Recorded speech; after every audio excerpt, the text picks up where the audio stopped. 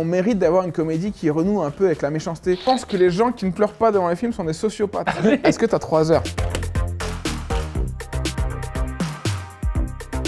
Salut Haroun. Salut. Pour ceux qui ne te connaissent pas, tu es humoriste, comédien, mais aussi scénariste. Sur Internet, on te connaît surtout pour ton humour dévastateur, piquant, réel. On va parler de tout ça, forcément. On parlera aussi de Hold Up, ton premier long métrage, une comédie libre dans laquelle le public a un rôle à jouer. Et d'ailleurs pour laquelle tu as lancé un financement participatif sur Ulule. Mais juste avant, je te propose qu'on fasse un peu connaissance tous les deux. Pas de problème. À 10 ans, Haroun, c'était quoi ton métier de rêve? Humoriste. Vraiment? Déjà dès 10 ans? Ouais. Bon, j'ai même retrouvé des journaux intimes où je disais je rêve un jour d'être à l'Olympia, etc. Ah ouais? Ouais. Dingue. Et Ouais. C'était qui tes inspi déjà quand tu étais petit? À ce moment-là, c'était la période Canal un peu folle. Ouais. Donc je regardais Monsieur Manhattan avec Poulvord, Les Deschiens, de Coney Garcia. Tous les soirs, j'étais scotché à tout ça. Et puis après, à chaque Noël, on m'offrait des cassettes De leur best-of? des best-of. J'ai eu l'intégrale des Inconnus, l'intégrale des Nuls. J'ai eu Franck Dubosc. J'avais tout. À 10 ans, je commençais à capter que les blagues, ça permettait socialement de faire passer un peu tous les messages, d'être pote avec les méchants du collège, etc. Tu vois, donc voilà. Quand tu étais justement à l'école, t'étais quel genre de gars? T'étais au premier rang? T'étais au fond en train de vanner?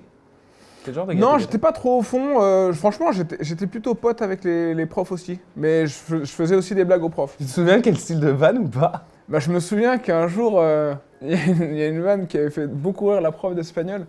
Elle disait un exemple pour expliquer le verbe être, je crois. C'était donc ser ou estar. Et il y avait l'état permanent ou l'état qui était non Dans permanent. l'instant T? Ouais. Et en fait, elle donnait un exemple. Elle disait si un jour vous êtes né sur une île déserte et vous êtes seul toute votre vie, et je fais madame, comment on peut naître tout seul? Et ça l'avait fait énormément rire. Il faudrait que je naisse et que ma mère elle meure en même temps et que en plus j'arrive à me nourrir dès 0 ans. J'arrive à me nourrir tout seul sur l'île et que je sois assez grand pour parler espagnol. Aujourd'hui, si tu pouvais passer 5 minutes avec l'enfant que tu étais, tu lui dirais quoi à ce garçon? Je lui dirais, tu vas trouver les solutions. Parce que je trouve que dans la vie, on s'inquiète pour beaucoup de choses. Et souvent, il faut faire confiance en ce qu'on est pour trouver les solutions des problèmes qu'on va avoir dans le futur. Donc, en gros, ça sert à rien de s'inquiéter maintenant. Quand tu seras devant le fait accompli, tu vas trouver une solution. Et aussi, je lui dirais, il y a beaucoup de problèmes que tu as là qui te paraissent très, très importants, tu les auras oubliés. Mais par exemple, il y a des moments où tu as eu des mauvaises notes qui te paraissent dévastatrices, mais genre dans le reste de ta vie, tu ne sais pas du tout de quelle note il s'agit. En fait, c'est pas du tout important. L'important, c'est la globalité, c'est l'ensemble de ton œuvre, plutôt que précisément chaque acte. Est-ce que Haroun a un talent caché dont il ne parle jamais? La cuisine? La cuisine? Ouais. T'es chaud en cuisine? J'aime beaucoup cuisiner. Après, c'est pas à moi de le dire si je suis chaud ou pas. C'est souvent, tu t'enflammes. Mais non, j'aime beaucoup cuisiner et ça me passionne vachement. Donc disons que j'explore beaucoup la cuisine et j'essaie de me lancer des défis régulièrement. Si t'étais un personnage de pop culture, tu serais qui? J'aimais beaucoup Naruto quand même. Ok. Je m'étais vachement identifié à Naruto. Surtout le côté pas très carré, quoi. Tu vois, j'aimais bien ce côté pas très carré, mais quand il faut vraiment se donner à fond, on se donne à fond, quoi. Mais il aime bien bouffer, il aime bien rigoler, etc. Tu vois, j'aime bien ce perso qui est plutôt jovial et Tu serais plutôt Naruto, quoi. Ouais, j'ai toujours été assez heureux aussi. non, mais franchement, quelles que soient les périodes de la vie, je pense que c'est bien d'avoir le sourire face aux difficultés. Et puis surtout, pour les autres aussi, de leur véhiculer quelque chose de positif plutôt que de se complaindre sur son sort, quoi. D'essayer d'avancer. C'est quoi le trait de caractère qu'on te reproche souvent, mais que tu assumes complètement?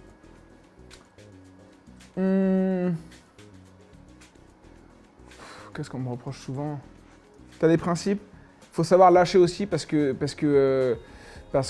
les autres ont pas le même vécu que toi, ils n'ont pas grandi comme toi, ils n'ont pas les mêmes émotions, les mêmes intentions, les mêmes projets. Et donc tes principes, il faut aussi savoir les adapter aux autres, quoi. Donc moi je l'ai appris et j'ai fait des efforts là-dessus, mais il faut parfois que je sois plus flexible sur mes principes parfois je reprochais à mes collègues de ne pas parler de sujets importants sur scène. Et en fait, je me suis rendu compte que c'est pas ça l'important. L'important, c'est que les gens passent déjà un bon moment et après, on voit si on peut parler d'autres choses, quoi. Mais donc, je me suis un peu calmé là-dessus et j'essaie toujours de me calmer là-dessus.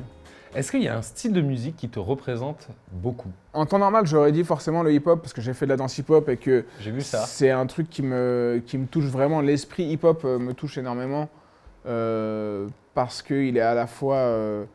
il essaie de véhiculer la paix et il vient de milieux difficiles, mais il essaie de véhiculer la paix. Et, nous, quand on faisait du break, j'ai déjà vu des règlements de compte avec de la danse hip-hop, quoi. Donc des gens qui se détestaient, qui dansaient l'un contre l'autre pour régler leurs problèmes, quoi. Stylé. Non mais vraiment, au lieu de se taper, c'était genre battle, mais battle vénère. Mais à la fin, du coup, ils redeviennent potes. Bah ouais, ils ont mis leur énergie, t'as plus l'énergie pour te battre, donc non, ils redeviennent pas forcément potes, mais ils ont réglé leur compte, quoi. Il y en a un qui a gagné, il y en a un qui a perdu, et puis C'est ouf. mais ouais, mais c'est vraiment, c'était, ça je l'ai vu, ça m'a impressionné, je me suis dit, mais faudrait que le breakdance soit, on est des armées de breakdance avec un service militaire de breakdance pour qu'on ait les meilleurs breakers du monde, pour qu'on règle nos problèmes de guerre en danse, quoi. Ça serait vraiment trop bien. Ouais, ça serait vraiment trop bien. Mais sinon, j'ai découvert assez récemment la musique réunionnaise, le Maloya, et je trouve ça super. Je trouve ça vraiment super parce que c'est à la fois mélancolique, à la fois ça te donne envie un peu de bouger, mais ça peut être triste et en même temps ça te donne envie de bouger. J'ai trouvé ça vraiment top. C'est quand la dernière fois que t'as pleuré? Oh bah moi je pleure souvent devant les films. Ah ouais, t'es moi je empathique suis la team qui pleure, moi. Je suis pareil que toi, t'inquiète pas. Non mais moi je pense que les gens qui ne pleurent pas devant les films sont des sociopathes. Non vraiment, je sais pas comment ils font. Non mais ça va, c'est qu'un film, mais pourquoi tu le regardes en fait? Ouais, c'est fait pour avoir des émotions. Non quoi. mais c'est trop bizarre. Ok. Mais moi je regarde pas de films d'horreur par exemple, je comprends pas le principe. Je capte ce que tu veux dire, Film mais... d'horreur, le fait d'avoir peur, c'est pas un truc que j'aime. Et donc je regarde pas de films d'horreur. mais c'est vois. réel. Mais il y a des gens qui arrivent à se détacher et ils se disent j'ai peur, mais c'est peur pour de faux. Moi j'ai vraiment peur. En arrivant là, j'ai regardé un film qui s'appelle Discount. Ok. Et c'est un film social sur des employés qui se font virer d'un magasin discount. Et c'était un peu dur parce qu'il fallait que je me retienne de pleurer parce qu'il y avait d'autres gens dans le train. En fait, j'étais en train de regarder dans le train, donc c'est un peu la honte. J'étais comme ça, tu vois, je me cachais tranquille, tu vois, comme ça. Est-ce qu'il y a une rencontre qui a changé ta vie? Il t'a permis de faire ça? Oui, j'ai rencontré Alain Chabat. Ok. Et je lui ai parlé d'écriture de films. Et je lui ai dit pourquoi il y a autant de problèmes à écrire de la comédie en ce moment et pourquoi... et je lui parlais de mes craintes, moi, sur le fait d'écrire de la comédie, de me dire, je sais pas si mon style en comédie, ça va plaire au cinéma, parce que j'ai l'impression que ce qui sort en ce moment, ça va pas du tout dans le sens de ce que j'aime écrire et tout. Il m'a dit, t'as pas à faire de compromis parce que c'est toi qui sais écrire des blagues, en fait. C'est pas ceux qui vont relire le scénario qui vont te dire si ça c'est drôle ou si c'est pas drôle. C'est toi qui sais si c'est drôle ou pas. C'est quand même cool. Donc, ce genre de ouais, discussion avec Alain Chabat quand même. Bah, ça m'a donné confiance et maintenant ça me donne ça donne ce qu'on est en train de faire. Mais si tu veux, c'est il a encouragé la liberté de ton et il a dit ne juge pas que ce que tu vois. Il y a plein de manières de faire du cinéma, mais en gros surtout si tu veux faire quelque chose, trompe-toi avec tes idées, quoi. Là, je te demande de pas faire le modeste. Aujourd'hui, de quoi t'es le plus fier? Franchement, je vais faire un truc qui fait hyper démago. Ouais. Mais du public qui me suit. Je suis hyper impressionné par les gens qui viennent en salle voir mon spectacle et parfois je fais des vannes où je me dis ça je vais bider, enfin je la mets parce que je l'aime bien, mais je vais bider. Il y a une vanne dans le spectacle où je parle de physique quantique. J'aime pas expliquer la blague, mais en gros je parle de pâtisserie orientale. Okay. Ce sont souvent des pâtisseries maghrébines, donc orientale, Maghreb ça veut dire ouest en arabe. Oriental, c'est Est, donc les pâtisseries, elles sont à l'Est et à l'Ouest en même temps, et je dis, elles sont quantiques, tes pâtisseries, donc elles sont là, elles sont pas là, quoi, ok? Le principe du chat de Schrödinger. Ouais. Et je dis, tu manges le macro de Schrödinger, et quand je dis macro de Schrödinger, les gens rigolent vraiment, et je me dis, mais il y a vachement de gens qui ont la référence du chat de Schrödinger, quand même, et je me suis dit, mais c'est quoi ce public de ouf, de gens à lunettes, tu vois? Les gens qui tiennent les salles me disent, t'as un public hyper sage, calme. Et quand ils arrivent, il n'y a personne qui se bouscule et tout le monde se fait bien la queue et tout. C'est hyper cool, quoi. C'est hyper cool. Même quand je rencontre les gens dans la rue, Franchement, ça me fait plaisir. Je discute avec les gens. Il y en a plein qui veulent juste discuter, pas forcément prendre une photo. Tu vois, donc vraiment, je suis hyper content d'avoir ce public-là et je m'entends très bien avec mon public. Mais moi, ce qui m'a étonné, entre guillemets, c'est que ton public, il te suit vachement parce que tu fais très peu on va dire, de promos traditionnels dans les médias mainstream pour dire venez voir mon spectacle et tout. Il y a beaucoup de gens qui le font. Toi, tu en fais peu par rapport à d'autres. Et ce que je trouve dingue, c'est que si on va sur ta programmation cette année, t'es complet presque partout. Oui, mais c'est peut-être pour ça que j'en fais pas beaucoup. Il n'y a pas d'autre place. C'est complet, mais c'est aussi parce que j'ai eu une longue période d'absence aussi. Ouais. Et puis, en fait, ma manière de communiquer, c'est d'écrire des passages que je mets sur Internet, des longs passages, en fait. Donc, récemment, j'ai mis un extrait de 24 minutes, qui n'est pas dans le spectacle. Hein. Et en général, ça donne confiance pour venir voir le prochain spectacle. Donc, c'est aussi un truc plus tu donnes au public, plus il a aussi envie de te donner. Quoi. La personne qui voit 24 minutes, elle dit putain, j'ai envie de réserver sa place parce qu'il m'a donné 24 minutes. Quoi. Bah, tu me fais une transition parfaite. Je crois que tu as un master en management. En tout cas, c'est des infos qu'on peut essayer de trouver sur Internet. Ouais. À quel moment tu te dis mon métier, ça sera la scène, ce master, finalement, je ne vais pas l'exploiter pour en faire mon boulot au quotidien? J'ai très vite compris, dès le moment où il fallait faire les stages, que j'aurais du mal à tenir dans un bureau assis. J'en pouvais plus, moi, au bureau, je pouvais pas tenir, quoi. Je pensais à l'impro théâtrale, je pensais à mes sketchs, Donc assez tôt, je me suis dit, il faut que je fasse quelque chose qui est lié avec ça. Et après, je suis devenu formateur dans les entreprises grâce à l'impro théâtrale. Et après ça, quand j'ai commencé à avoir un peu plus de confort, parce que j'avais du mal à voir loin, j'ai recommencé à écrire, parce que j'écrivais beaucoup quand j'étais étudiant.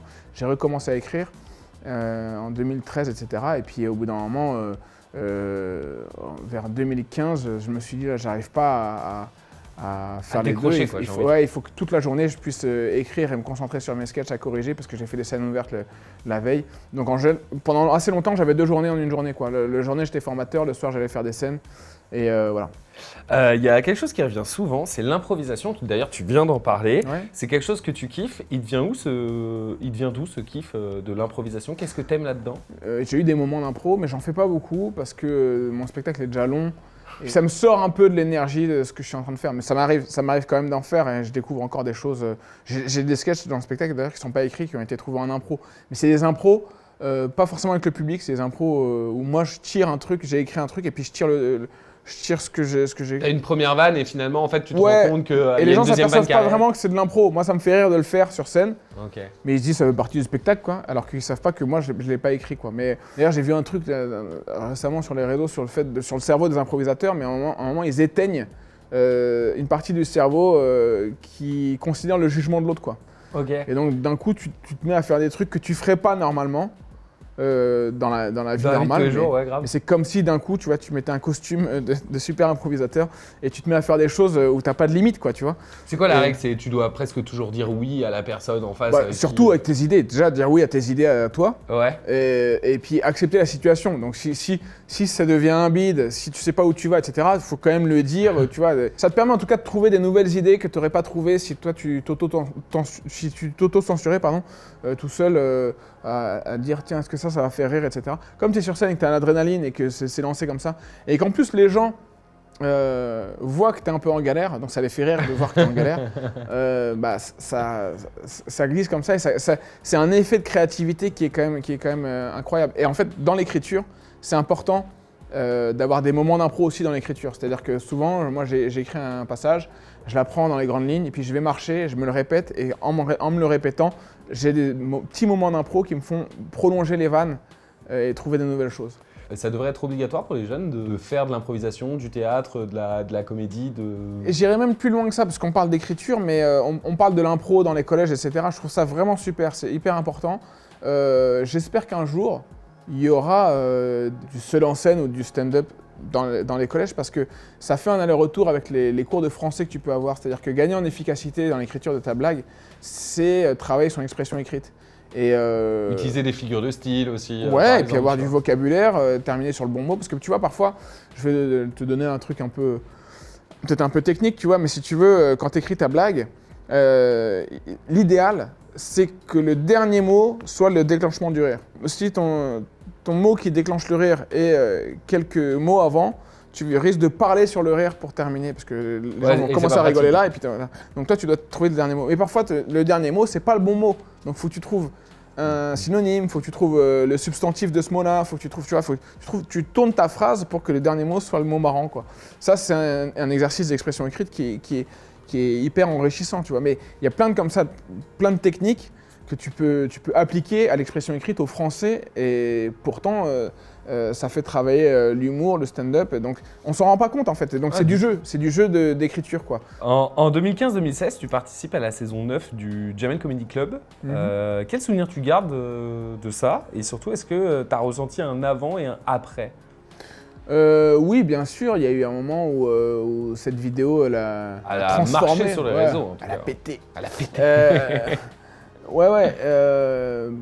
Bah oui, j'étais dans une salle de 50 qui remplissait déjà un petit peu parce que j'avais fait un passage sur Rire et Chanson qui avait marché. Mais d'un coup, là, j'étais complet tout le temps. Et ça, c'était pour la première fois en 10 ans, parce que ça a mis du temps avant d'arriver à là, quoi. Tourner des blagues pour une émission de télé, c'est pas facile parce que le public télé, c'est un public qui attend de savoir s'il faut rire ou pas. Ils osent pas rire hors du truc, quoi. Tu vois, ils sont sages et quand ils sont comme ça. Donc parfois, ils sont un peu stressés, ils rigolent pas exactement comme toi, t'avais prévu qu'ils rigolent, comme quand il n'y a pas les caméras. Les gens, ils se sentent filmés quand même. Donc voilà. Mais je me souviens aussi du Jamel Comedy Club, c'est de très bons souvenirs. Je me souviens que moi, je repassais ma chemise avant chaque passage et que Redon Bougueraba, il venait me voir et il me disait si tu repasses pas ta chemise avant le passage, je me sens pas bien. Et il avait besoin que je repasse ma chemise avant qu'on fasse les passages sur scène. Et ouais, c'était des super moments. Et c'est aussi un truc qui m'a donné confiance parce que pendant les vacances, il y avait les MJC qui venaient. Toutes les maisons de jeunes qui venaient voir les spectacles. Ouais. Ils avaient 13, 14, 15 ans. Je me disais, ils vont s'en foutre de mes propos un peu politiques, genre Robert Ménard, machin. Et en fait, ça marchait. Et je me suis rendu compte que j'étais parti avec des a priori sur les ados, mais les ados peuvent très bien comprendre des blagues avec des références politiques à partir du moment où la référence, elle est expliquée, tu vois, si tu situes un peu le truc. Et à partir de là, je me suis beaucoup plus fait confiance sur les blagues que je pouvais sortir, même devant des publics très jeunes, quoi. On va en reparler. 2016, c'est aussi l'année où tu publies régulièrement sur Facebook et YouTube. C'est plein de vidéos courtes qui ont marqué en vrai Internet. Moi, je me souviens, il y a un moment où sur Facebook, on ne voyait que toi. Ouais. Comment tu vivais ça, toi? Oui, je postais beaucoup et en fait, je me souviens que c'était une période où Facebook donnait comme conseil qu'il fallait poster des vidéos très courtes, qu'il fallait convaincre en 3 secondes. Et on a fait totalement l'inverse. On postait des sketchs longs de 10 minutes. J'ai fait la tournée des barbecues.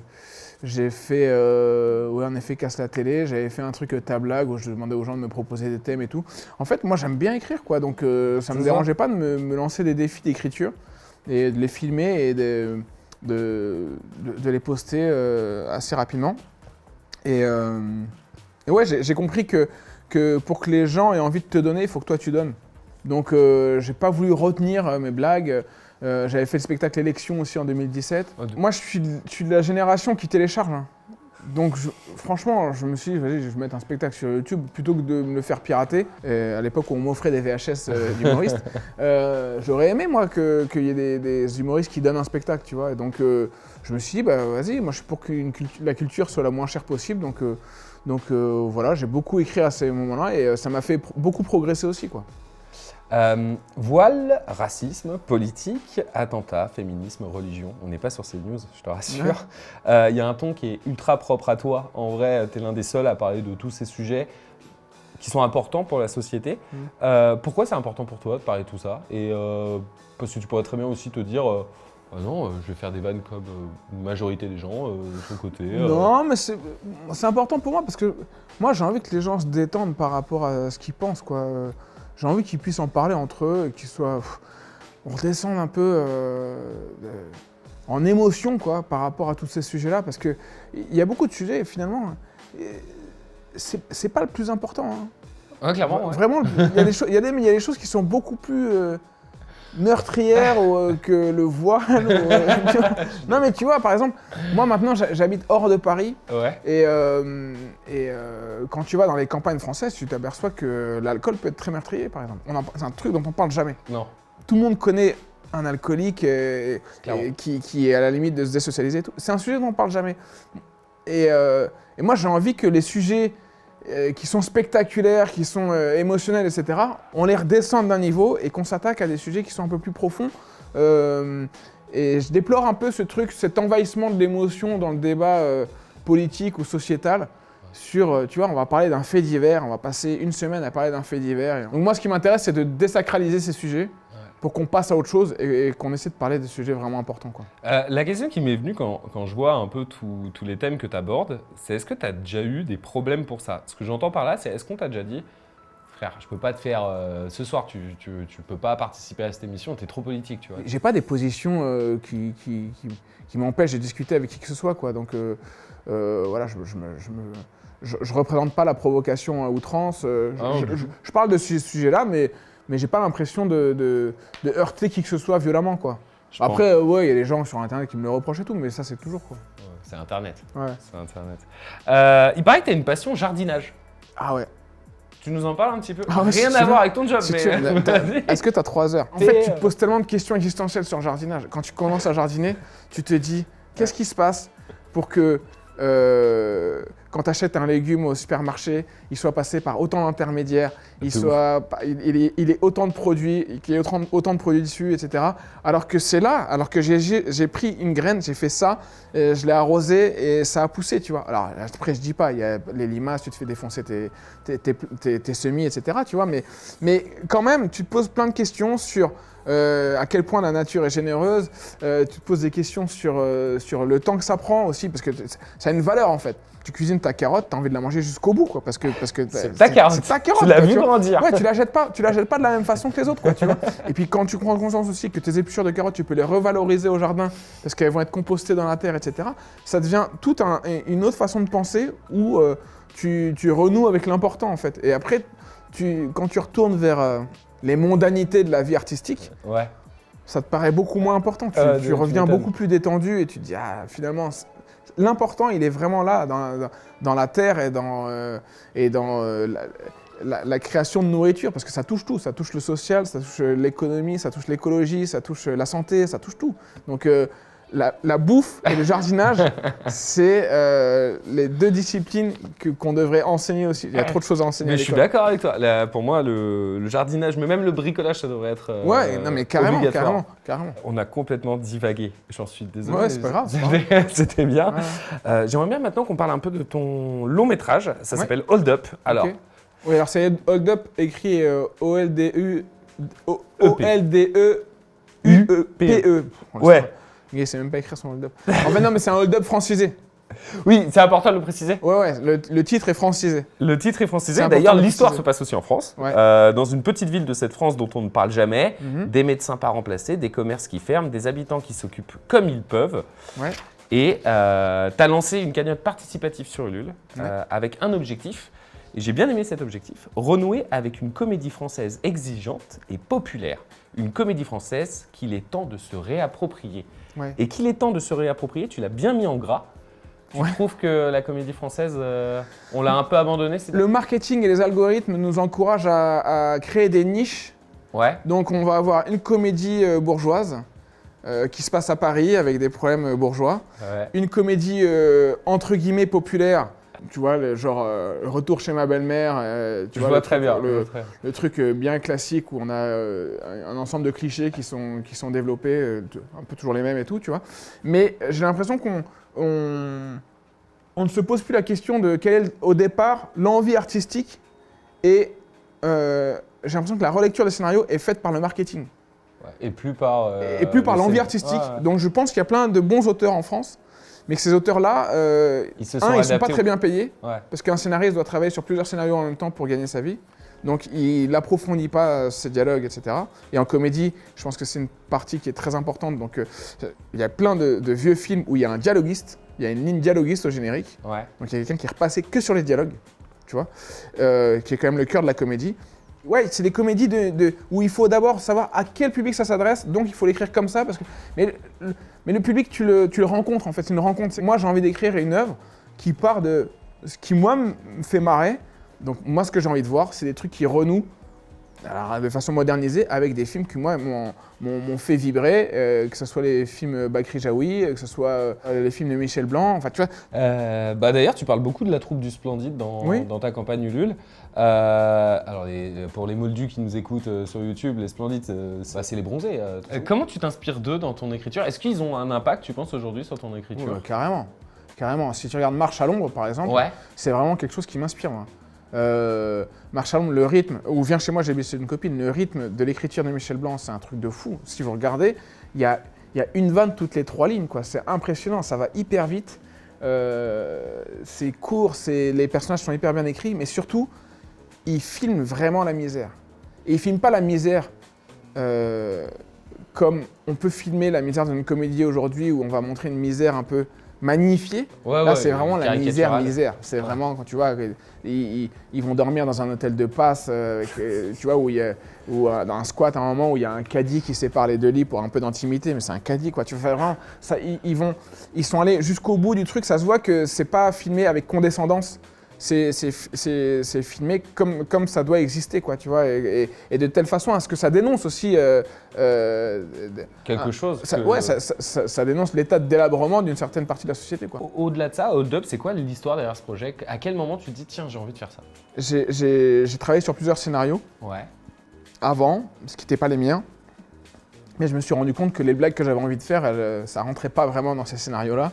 Ça passait pas au niveau des guidelines qu'il faut respecter Ouais, parce que moi, ce qui me fait rire, c'est les vannes un peu trash, c'est les univers un peu trash. Même si tu regardes Un air de famille, les vannes, c'est dur, quoi. Les vannes qui s'envoient, elles sont dures, elles font mal, quoi. C'est vraiment... Ils sont pas là en train de te montrer, on est drôle. C'est vraiment... Ils jouent sérieusement. Et c'est une famille qui se réunit pour une fête de famille dans un café tout pourri.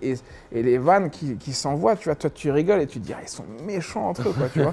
Et donc je m'aperçois que j'arrive pas à faire passer cette idée-là dans les scénarios sur lesquels j'ai travaillé, avec les prods avec lesquels j'ai travaillé. Donc, et en fait, ça vient d'une histoire. En fait, j'ai fait un sketch à Bruxelles sur un fait divers qui s'est passé en Belgique. Ok. Et donc c'est quoi le fait divers à peu près pour c'est des gens qui ont braqué un vapostor et ils sont arrivés le matin, des débutants. C'est le pire braquage de l'histoire. Ils sont arrivés le matin et le patron leur a dit reviens ce soir parce que j'ai pas fait ma caisse. Ils ont dit ok, on revient plus tard. Et ils sont revenus plus tard et le patron entre-temps avait appelé la police, mais la police n'est pas venue parce qu'ils se sont dit ils vont jamais revenir. Donc il n'y a rien qui va. Il n'y a rien qui va. La police ça va pas, les voleurs ça va pas, il n'y a rien qui va. Et ils reviennent une 3e fois et là il y avait la police, tu vois. Donc j'ai fait ce sketch en jouant en Belgique. Ça a vraiment bien marché. Et le réal qui filme mes passages s'est dit franchement un jour il faut en faire un film de ce truc. Et on s'est dit bah vas-y on y va. J'ai écrit ce scénario qui est encore en cours de retouche, tu vois. Et c'est comme ça qu'est né le projet. Parce que j'avais aussi envie d'un braquage pourri, d'un hold-up à la française. C'est pour ça que c'est écrit francisé, tu vois. Où j'ai envie de rompre aussi avec l'espèce de légende. Les films américains ils sont géniaux. Parce que nous en Europe, on a la culture de l'échec. Eux, ils ont la culture de la réussite. Nous, on a la culture de l'échec. Je te jure, quand tu regardes vraiment les films qui te font rire, les films européens qui te font rire, il y a un truc que j'adore dans la comédie anglaise, c'est l'esthétique du moche. J'aimerais trouver la comédie qu'il y a là-dedans. En m'inspirant des comédies, tu vois, type Full Monty, type les comédies de Ken Loach ou des choses comme ça. C'est aussi parce que j'ai fait des tournées dans plein de zones en France et que j'ai vu des villes où les magasins ferment parce qu'il y a le centre commercial à côté qui a ouvert et donc tout le monde va au centre commercial, le centre-ville est en train de mourir, tu vois. Et il y a plein de villes qui souffrent de ça et ça faut en parler. Et si l'humour permet d'amener ces sujets-là et d'en parler, eh ben tant mieux. L'humour anglais, c'est l'humour moche, c'est l'humour du raté. L'humour belge, c'est pareil. Et en France, je trouve qu'on a l'humour de la mauvaise foi. Tu vois, le Français qui ne reconnaît pas sa situation et qui essaie de se mentir à lui-même qu'il est dans un échec total, tu vois. Qui essaie quand même de garder la face, tu vois. Et ben, c'est ça, moi, qui me fait marrer. C'est ce qui est précieux chez nous. Et je pense que le cinéma américain, en essayant de prendre exemple sur eux, a fait du mal à la comédie en France parce qu'on ne peut pas faire de comédie américaine en France. Parce que nous, c'est pas ça notre culture. Nous, on est méchants, on n'est pas des « ah, great », tu vois. Pourquoi faire appel au public pour financer ce film? Attendre des financements pour un film, c'est très très long. C'est-à-dire que tu dois attendre des commissions, tu dois attendre que les gens qu'ils se réunissent, qu'ils prennent la décision, qu'ils décident de t'accorder le budget. Parfois, les commissions, ils te disent non, pas cette fois-là, ça sera la prochaine, qui est dans 6 mois, donc tu attends 6 mois. Et non, finalement, ce sera encore la prochaine. Parfois, tu n'as rien du tout, donc tu as attendu 6 mois pour rien et finalement, tu n'as rien. Et puis pareil, si tu dois faire lire à des financeurs, parfois ce sont les grandes entreprises qui vont mettre 3 mois à lire, après 3 mois à se réunir, puis après 3 mois à prendre la décision. Et puis une fois qu'ils ont pris la décision, ils se disent ouais, c'est bien, mais on aimerait bien changer ça dans le scénario, etc. Ouais, ou alors donc, cet acteur, il est pas bien, il faudra prendre. Ouais, donc en fait, on dit que l'écriture d'un scénario c'est long, mais c'est pas si long. Ce qui est long, c'est d'attendre qu'on finance ton film et de retoucher ton scénario de façon à ce qu'il plaise à tous ceux qui doivent financer ton film pour arriver finalement au bout de 2 ans, 3 ans à avoir le droit de tourner ton film. Donc j'avais envie de gagner du temps et donc de ne pas attendre 3 ans pour savoir si j'ai le droit de tourner ou pas.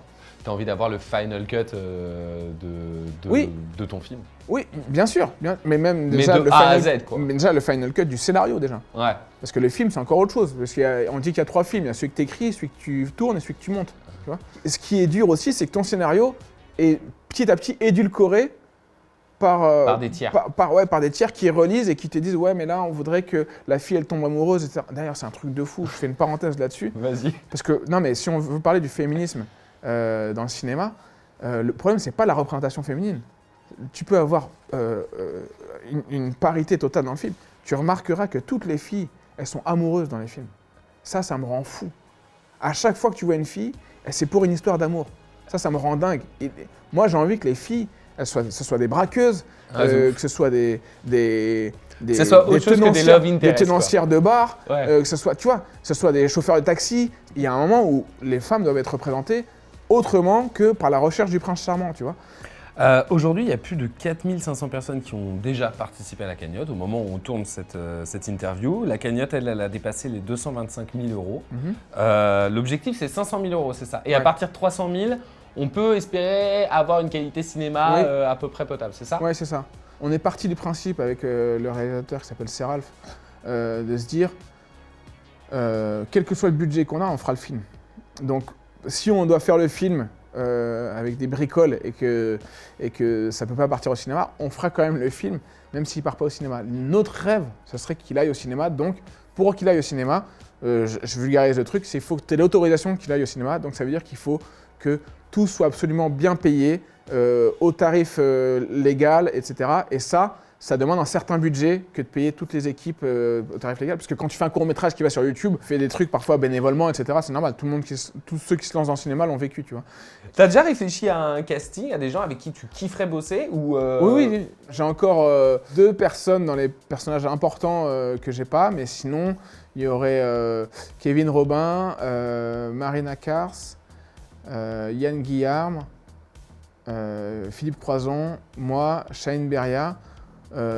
Ça, ce sont ceux qui ont dit oui de principe. Après, il faut voir les dispos, etc. Mais ils ont dit oui de principe. Moi, il y a un truc qui me fait kiffer sur les campagnes participatives, c'est de regarder les... Tu sais, il y a un principe de contrepartie. D'ailleurs, vous vous êtes buté sur les contreparties. Il y a un bouquin qui permet de voir toute l'histoire du film. Il y a des t-shirts, il y a des tickets à gratter pour aller voir le ciné. Il y a même, on peut avoir accès à une version numérique du scénario, si j'ai bien compris. Parmi toutes ces contributions, est-ce qu'il y en a une qui te fait plus kiffer que les autres? Franchement, je pense que le livre, c'est vraiment un truc cool. Parce que je pense que l'histoire, elle va être marrante à raconter. Il va y avoir plein d'anecdotes. En fait, on a tourné quelques scènes test, maquettes. Il y avait déjà des anecdotes. On en a fait une sorte de petit making-of.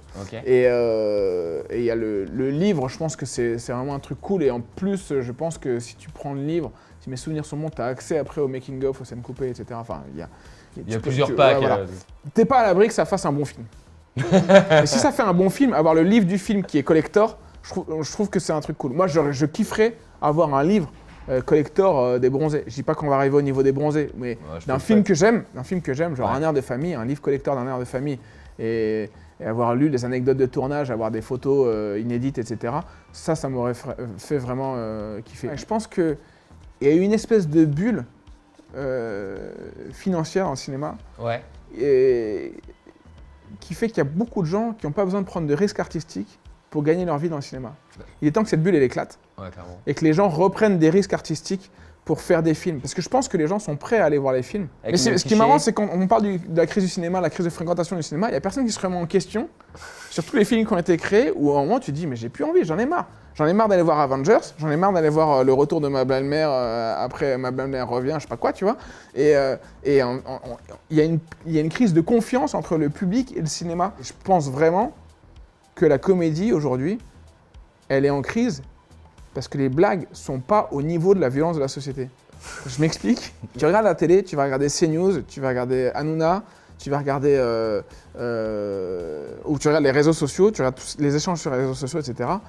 Je pense qu'à un moment, l'humour doit nous procurer une espèce de justice. C'est-à-dire que le bouffon, l'humoriste, etc., il rend justice un peu. Il vanne, il faut faire des vannes qui sont au niveau de la violence de la société, tu vois. Ok. Et la comédie est un peu trop gentille, je trouve, en ce moment. Avec ça. Et on mérite d'avoir une comédie qui renoue un peu avec la méchanceté.